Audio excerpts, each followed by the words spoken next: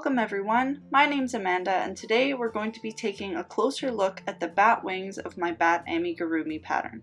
Specifically, we're going to be looking at how I create these joining slip stitches to create the point and to close off the wing. This will be a quick tutorial, so let's get into it. Alright, if you're following along with my pattern, I'm currently on row 11. The first steps of row 11 are to create 16 single crochets. Here I've created 14. So we have to create our 15th single crochet and our 16th single crochet.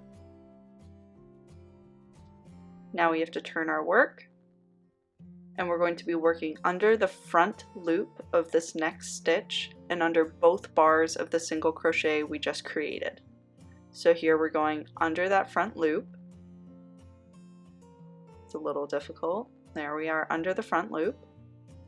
Then we're going to really turn our crochet hook. This first stitch is the most difficult.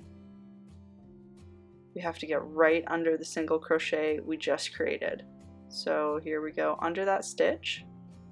Now we're going to take our yarn and slip stitch through the single crochet that we just created and that front loop. So here we've pulled up our loop.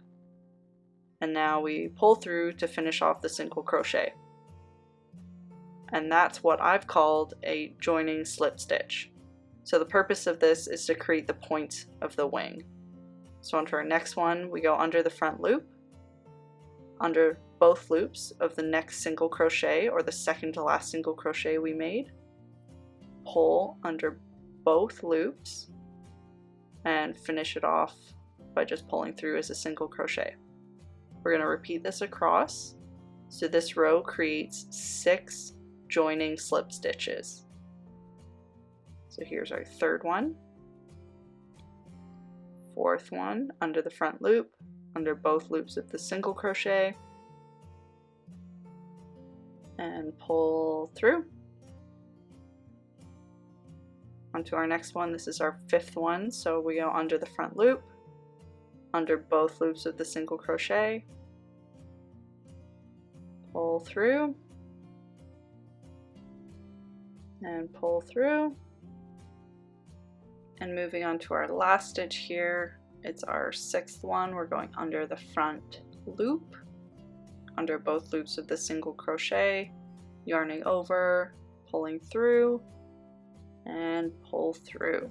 So there we've just created our 6 joining slip stitches, and then for the rest of this row we just continue on with a single crochet in the next stitch, just yarn over, pull through as normal. As we move across here and at the end of this row, those 6 joining slip stitches do not count towards our stitch count anymore. So we've just eliminated 12 stitches from the stitch count at the end of this row.